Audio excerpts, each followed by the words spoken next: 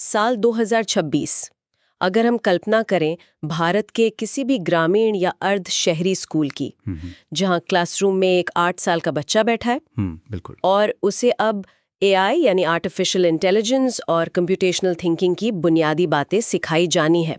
अब देखिए, शिक्षा व्यवस्था के नजरिए से देखा जाए तो यह एक बहुत ही शानदार और भविष्य की ओर देखने वाला कदम लगता है। हाँ, एक बड़ा विजन है ये। है ना? ऐसा लगता है जैसे हम एक पूरी पीढ़ी को कल की दुनिया के लिए तैयार कर रहे हैं। पर इस पूरी तस्वीर में एक बहुत बड़ी और हैरान कर देने वाली समस्या है। और वो समस्या कोई छोटी मोटी नहीं है। बिल्कुल नहीं। आज के ताज़ा आंकड़े बताते हैं कि इस बात की लगभग 50% संभावना है कि वो 8 साल का बच्चा अपनी क्लास के ब्लैकबोर्ड पर लिखे उस इंटेलिजेंस शब्द को ठीक से पढ़ ही नहीं सकता। ये कोई मामूली विरोधाभास नहीं है।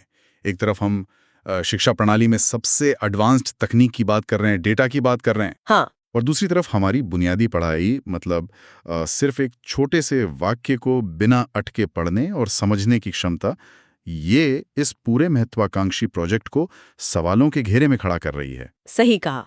और आज के इस गहन विश्लेषण यानी हमारे इस डीप डाइव का मुख्य उद्देश्य भी यही है।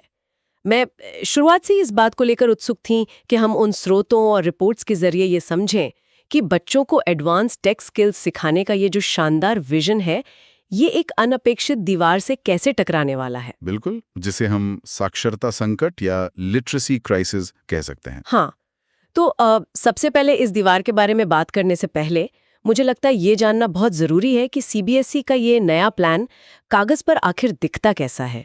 उसका पूरा रोड मैप समझना जरूरी है। बिल्कुल। तो 1 अप्रैल 2026 को लॉन्च किए गए इस नए करिकुलम के जो दस्तावेज हमारे पास हैं, वो बताते हैं कि ये पहल 2 अलग-अलग विकास चरणों में बंटी हुई है। जी। पहला चरण है कक्षा 3 से 5 तक, जिसे फाउंडेशनल सीटी कहा गया है। अब यहाँ एक दिलचस्प बात है। इन शुरुआती 3 सालों में बच्चों को असल में कोई कंप्यूटर या सीधे तौर पर एआई नहीं पढ़ाया जाएगा। अच्छा, तो क्या सिखाएंगे? इसके लिए हर साल 50 घंटे का समय तय किया गया है, लेकिन यह सब पैटर्न रिकॉग्निशन और एल्गोरिथमिक रीजनिंग जैसी स्किल्स के इर्द गिर्द घूमेगा और इसे गणित या विज्ञान जैसे विषयों के साथ मिलाकर सिखाया जाएगा। इस डिजाइन के पीछे का विज्ञान समझना भी बहुत जरूरी है। मतलब आप 8 या 9 साल के बच्चे के सामने सीधे मशीन लर्निंग के जटिल समीकरण या डेटा सेट्स नहीं रख सकते। हाँ, वो तो उनके लिए बहुत भारी हो जाएगा। बिल्कुल, उन्हें सबसे पहले ये सीखना होता है कि तार्किक सोच, या जिसे हम लॉजिकल रीजनिंग कहते हैं, वो काम कैसे करती है। किसी भी एल्गोरिदम का आधार होता है एक बड़ी समस्या को छोटे छोटे और तार्किक हिस्सों में तोड़ना। अगर इसे एक क्लासरूम के स्तर पर देखें तो एक बच्चे को आकृतियों को एक खास पैटर्न में जमाना या किसी रोजमर्रा के काम जैसे स्कूल बैग पैक करने के क्रम को एक फ्लो चार्ट में बदलना सिखाया जाता है। अरे वाह! हाँ, और यही बुनियादी कंप्यूटेशनल थिंकिंग है। मतलब ये तो एक मजबूत घर बनाने जैसा हो गया।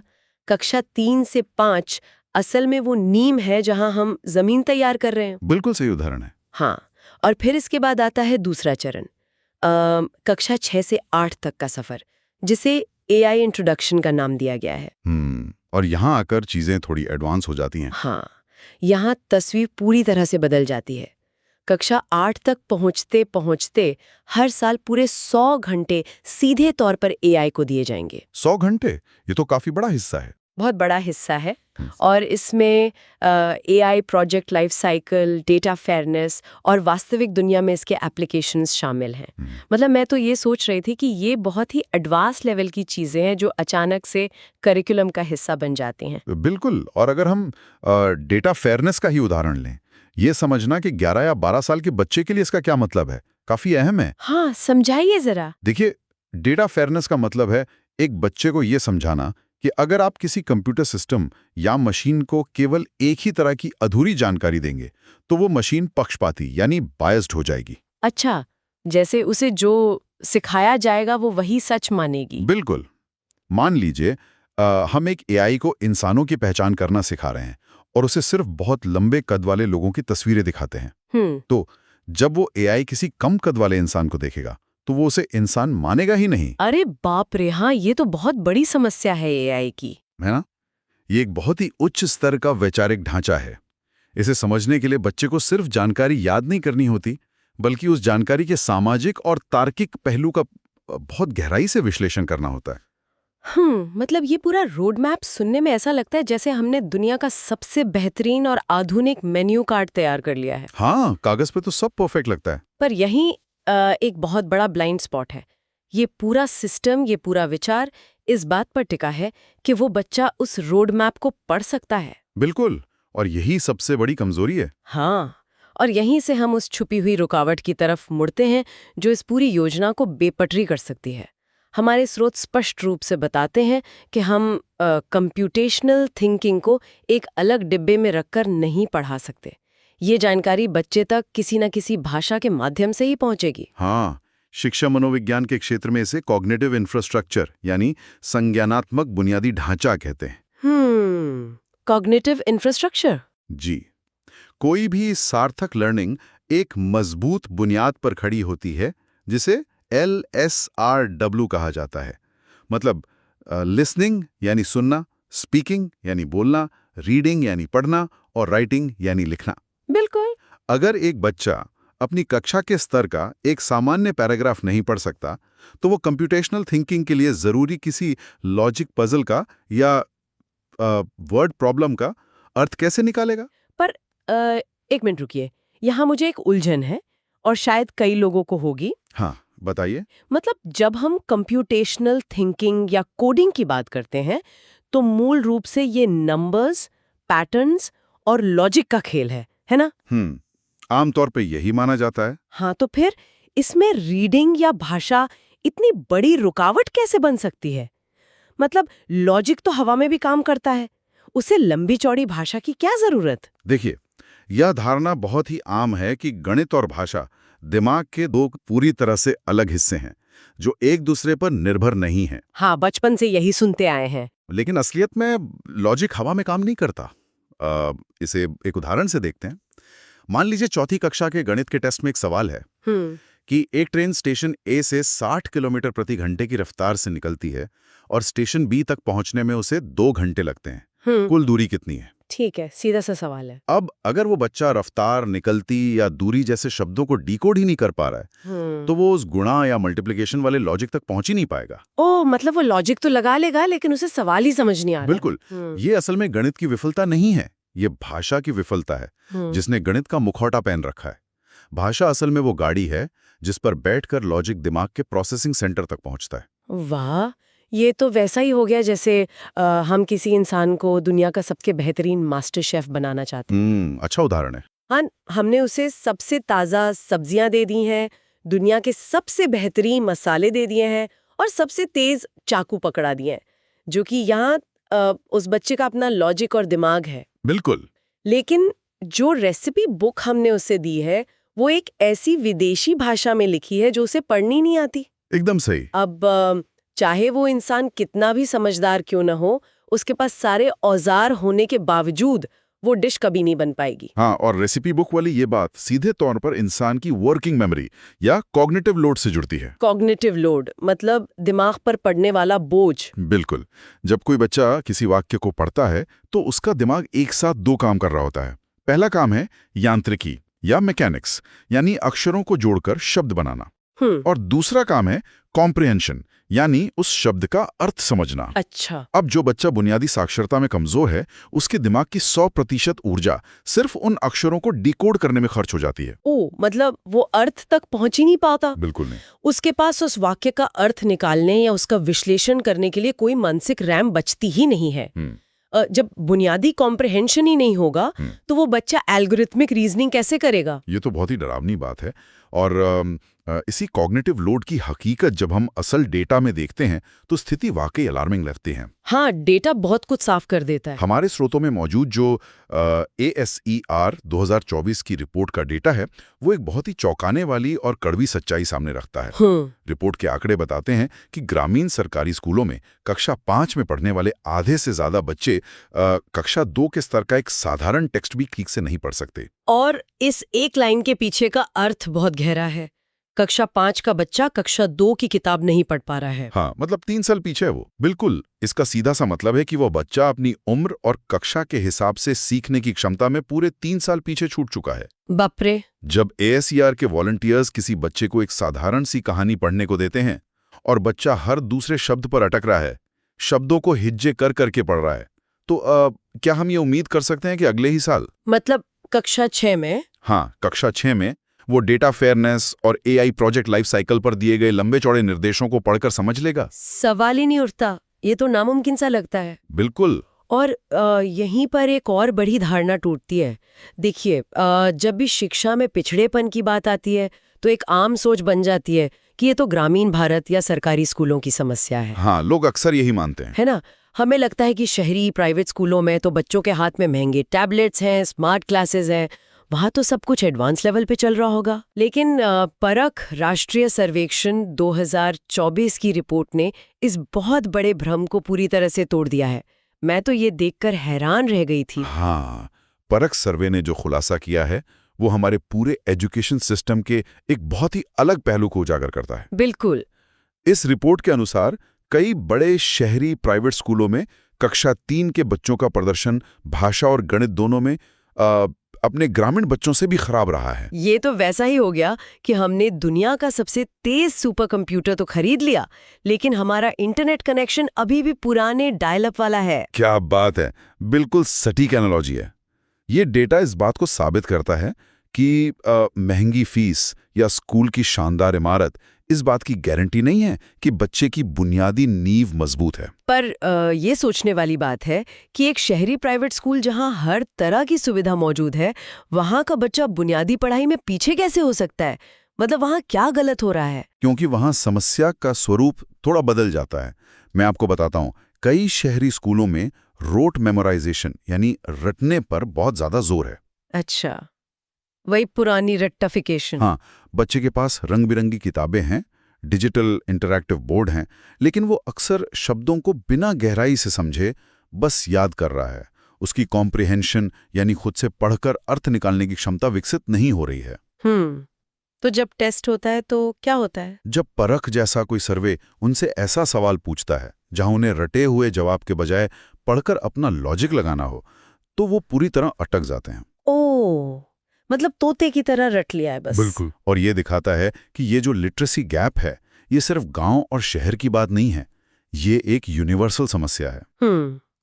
तो अब इन सारी कड़ियों को एक साथ जोड़कर देखते हैं। मान लीजिए एक बच्चा जो साक्षरता की इस गहरी खाई में है, वो धीरे धीरे सिस्टम में आगे बढ़ता है और कक्षा 6 में पहुंच जाता है, जहां से असली मुश्किल शुरू होती है। हाँ, कक्षा 6, जहां से CBSE का वो नया 100 घंटे वाला असली AI करिकुलम शुरू होता है। जी। और यहीं पर हमारे स्रोत एक बहुत बड़ी चेतावनी देते हैं, जिसे पाइपलाइन ब्रेक कहा गया है। ये वो मोड़ है जहां पूरी व्यवस्था के चरमराने का खतरा है। बिल्कुल। और ये पाइपलाइन ब्रेक मूल्यांकन या असेसमेंट के तरीके में हुए अचानक बदलाव के कारण होता है। असेसमेंट मतलब एग्जाम्स के तरीके में। हाँ, कक्षा 6 के बाद इन्हें AI और CT स्किल्स को परखने के लिए कोई सिंपल टिक मार्क वाले टेस्ट नहीं होते। तो फिर कैसे टेस्ट करते हैं? बच्चों को प्रोजेक्ट प्रेजेंटेशंस देने होते हैं, अपने अनुभवों पर रिफ्लेक्टिव जर्नल्स लिखने होते हैं और लंबे लिखित असाइनमेंट पूरे करने होते हैं। ये असेसमेंट का एक बहुत ही अलग और एडवांस तरीका है। तो क्या इसका मतलब ये है कि जो बच्चा अब तक सिर्फ अक्षरों को जोड़ने और एक वाक्य को ठीक से पढ़ने में संघर्ष कर रहा था, उससे अचानक ये उम्मीद की जा रही है कि वो किसी AI प्रोजेक्ट पर एक पूरा रिफ्लेक्टिव जर्नल लिखेगा? हाँ, सोचिए उस पर क्या गुजरेगी। मतलब वो अपने विचारों को एक सुव्यवस्थित भाषा में कागज पर उतारेगा या क्लास के सामने प्रेजेंट करेगा। बिल्कुल। तो एक बात बताइए, हम एक बच्चे को इसलिए कम मार्क्स देंगे क्योंकि वो AI का प्रोजेक्ट लिख या प्रेजेंट नहीं कर पा रहा है, जबकि असल में वो सिर्फ इसलिए ऐसा नहीं कर पा रहा है क्योंकि उसे ठीक से पढ़ना लिखना नहीं आता। और जब वो ऐसा नहीं कर पाएगा तो सिस्टम उसे कैसे देखेगा? अब टीचर उसकी कॉपी जांचेगा और उसे कम नंबर देगा। हाँ, यहीं पर वो सबसे खतरनाक स्थिति पैदा होती है, जिसे शिक्षाविदों की भाषा में डेफिसिट मास्किंग कहा जाता है। डेफिसिट मास्किंग मतलब सिस्टम अनजाने में एक कमजोरी को दूसरी कमजोरी के पीछे छिपा रहा है। बिल्कुल सही पकड़ा आपने। जब टीचर उस बच्चे को फेल करता है या कम नंबर देता है, तो वो सोचता है कि इस बच्चे को आर्टिफिशियल इंटेलिजेंस या कंप्यूटेशनल थिंकिंग समझ नहीं आई, जबकि हकीकत दिक्कत ये है कि ये मूल्यांकन उस बच्चे के एआई ज्ञान को टेस्ट ही नहीं कर रहा था। ये असल में उसकी लिटरेसी डेफिसिट यानी पढ़ने लिखने की कमजोरी को टेस्ट करके रह गया। ये तो बहुत ही बड़ी त्रासदी है। जरा सोचिए उस बच्चे के मनोविज्ञान पर इसका क्या असर पड़ेगा। हाँ, उसका कॉन्फिडेंस पूरी तरह खत्म हो जाएगा। हो सकता है कि वो बच्चा तकनीकी रूप से बहुत तेज हो, उसे पैटर्न समझ आते हो, उसका लॉजिक किसी सॉफ्टवेयर इंजीनियर जितना ही तेज हो। बिल्कुल हो सकता है। लेकिन सिर्फ इसलिए कि वो उसे एक तय भाषा में सही व्याकरण के साथ नहीं लिख पा रहा है, सिस्टम उसे ये बता देगा कि वो विज्ञान या तकनीक के लायक नहीं है। और वो बच्चा यही सोचकर बड़ा होगा कि वो कमजोर है, जबकि असली समस्या सिर्फ इतनी थी कि उसे उस रेसिपी बुक की भाषा नहीं आती थी। हम अनजाने में एक पूरी पीढ़ी को इस हाईटेक दुनिया से बाहर कर रहे होंगे। और पता है, ये सब एक ऐसे करिकुलम के नाम पर होगा जिसे डिजाइन ही इसलिए किया गया था ताकि वो समावेशी या इंक्लूसिव हो सके। जी, वो भी एक बड़ा पहलू है। हमारे स्रोतों में ये बात स्पष्ट रूप से बताई गई है कि इस पूरे सीबीएसई प्रोजेक्ट को प्लेटफॉर्म इंडिपेंडेंट रखा गया है। इसका मतलब ये था कि ये जरूरी नहीं कि हर स्कूल में हाई एंड कंप्यूटर हो। बच्चे कागज और पेन की मदद से भी बिना इंटरनेट के भी कंप्यूटेशनल थिंकिंग सीख सकें। मतलब विचार तो वाकई बहुत नेक और शानदार है। विचार निस्संदेह बेहतरीन है।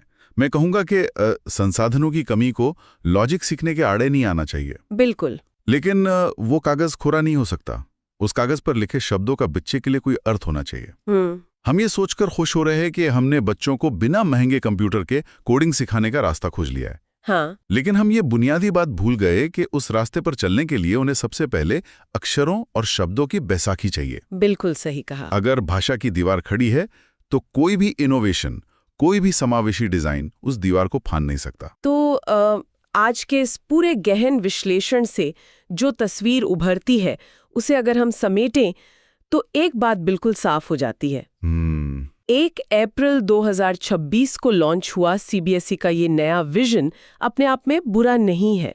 दुनिया जिस तेजी से बदल रही है, तकनीकी दृष्टि से ये समय की मांग है। बिल्कुल, एआई तो सीखना ही पड़ेगा। हाँ, लेकिन ये पूरी भव्य इमारत जिस नींव पर खड़ी की जा रही है वो बहुत कमजोर है।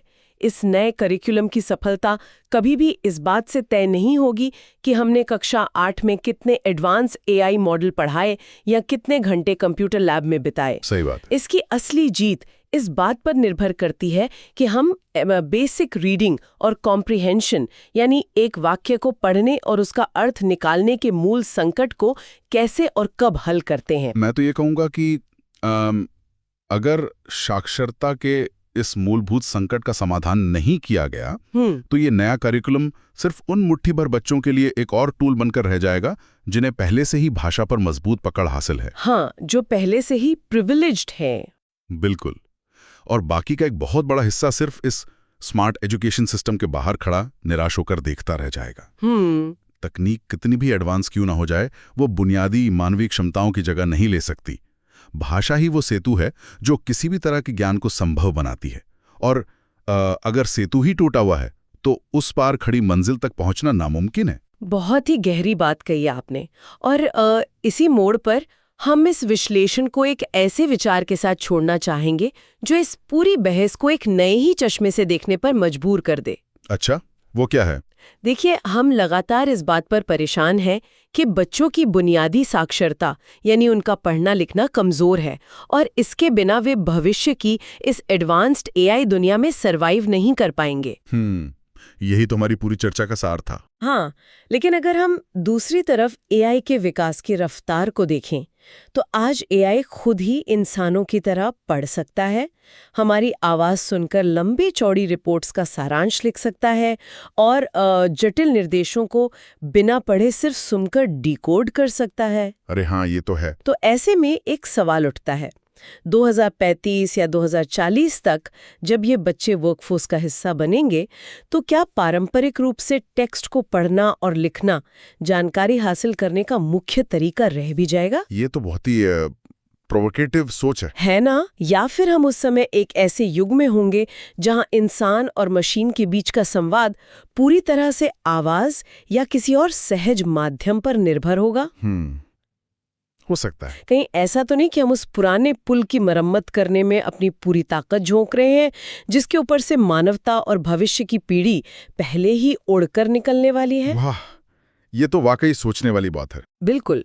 अगर एडवांस एआई और भविष्य की तकनीकी शिक्षा की सफलता पूरी तरह से इस बात पर टिकी है कि एक बच्चा आम किताबें पढ़ना जानता है या नहीं, तो शायद हमें ये सोचना चाहिए कि शिक्षा में असली इनोवेशन एआई सिखाने के तरीकों में नहीं, बल्कि इस बात में चाहिए कि हम बच्चों को पहली बार भाषा पढ़ना और समझना कैसे सिखाते हैं।